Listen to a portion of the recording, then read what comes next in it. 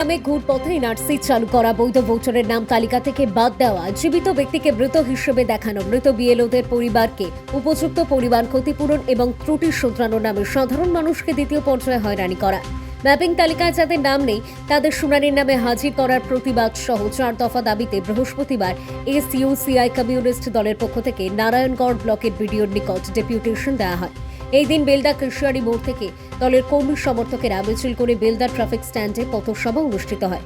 এই পথসভায় বক্তব্য রাখেন এসইউসিআই কমিউনিস্ট দলের জেলা কমিটির প্রবীণ সদস্য সূর্য প্রধান, শ্যামাপদ জানা, বংশী মঞ্চল এবং অন্যান্য নেতৃবৃন্দ। পরে 5 সদস্যের প্রতিনিধি দল বিডিওকে ডেপুটেশন দেয়। দলের নেতৃত্ব সূর্য প্রধান জানান, নির্বাচন কমিশনের পক্ষ থেকে খসড়া ভোটার তালিকা প্রকাশের পর দেখা যাচ্ছে বেশ কিছু ব্যক্তি জীবিত থাকা সত্ত্বেও তাদের মৃত হিসাবে দেখানো হচ্ছে। স্থানান্তরিত ও অনুপস্থিতির ক্ষেত্রেও বহু ত্রুটি রয়েছে। কমিশন জানিয়েছিল তারা ত্রুটিহীন তালিকা প্রকাশ করবে, তা সত্ত্বেও এত ত্রুটি কেন? দ্বিতীয়ত, ত্রুটি সংশোধনের নামে দ্বিতীয় পর্যায়ে মানুষদেরকে নানান হয়রানির শিকার হতে হবে। আমরা চাইছি অঞ্চলভিত্তিক এই ত্রুটি সংশোধন করা হোক। তৃতীয়ত, যাদের ম্যাপিং নেই তেমন ভোটারের নাম খসড়া তালিকায় থাকা সত্ত্বেও যেহেতু এনিউমারেশন ফর্ম সংগ্রহের সময় অন্যান্য নথি সংগ্রহ করা হয়নি, তাই তাদের আবার সময়ও কাজ নষ্ট করে হাজিরা দিতে হচ্ছে। সারা দেশে সাধারণ মানুষ যখন কাজ পাচ্ছে না, চাকরি পাচ্ছে না, খাদ্য সংস্থানের সুযোগ নেই, এই সমস্ত কিছু ক্ষেত্রে মানুষের দৃষ্টিভঙ্গি ঘুরিয়ে দিয়ে কেবলমাত্র মন্দির মসজিদ রাজনীতির পাশাপাশি কাগজ খোঁজ করার রাজনীতি চলছে। ভোটার লিস্ট সংশোধনের নামে বৈধ ভোটারের নাম থাকবে, এটা অবশ্যই কাম্য, কিন্তু তা না করে সাম্প্রদায়িক বিভেদের রাজনীতি করার জন্য সারা দেশে বিজেপি এসআইআর চালু করছে, কিন্তু কোথাও এই রাজ্যে রোহিঙ্গাদের খুঁজে পাওয়া যাচ্ছে না। আমরা এই ধরনের রাজনীতির বিরোধিতা করছি। ত্রুটিমুক্ত ভোটার লিস্ট প্রকাশের পর অবশ্যই সাধারণ মানুষের অন্ন, বস্ত্র, বাসস্থানের সুষ্ঠু ব্যবস্থা কেন্দ্রীয় সরকার। এসআইআর প্রক্রিয়া চলছে, মানুষের নাগরিকতার জন্য এই এসআইআর প্রক্রিয়া আমরা পূর্বেই বলেছি, এবং যে বিশেষ করে যে গরিব, সংখ্যালঘু, তফসিল জাতি, নানান সম্প্রদায়ের যে মানুষজন, তারা আজকে ভয়ঙ্কর আতঙ্কের মধ্যে পড়েছেন।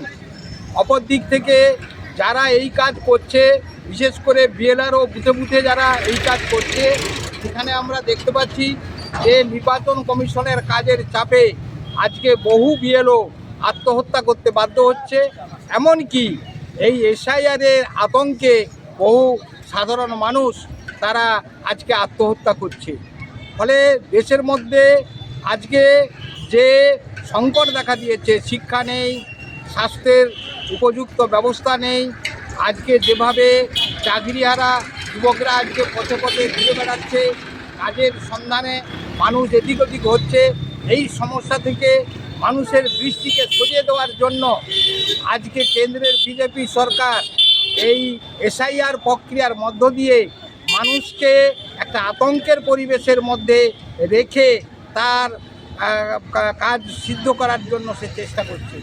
ফলে আমাদের দল এসইউসিআই আমরা যেটা দাবি করেছি যে এনআরসি বা এসআইআর করা, নাগরিকত্ব প্রমাণ করার দায়িত্ব স্বরাষ্ট্র দপ্তরের, কিন্তু নির্বাচন কমিশন এই ভোটের তালিকা সংশোধন করতে পারে এবং সেটা নিশ্চয়ই হওয়া উচিত, তার পক্ষে আমরা নিশ্চয়ই বলবো।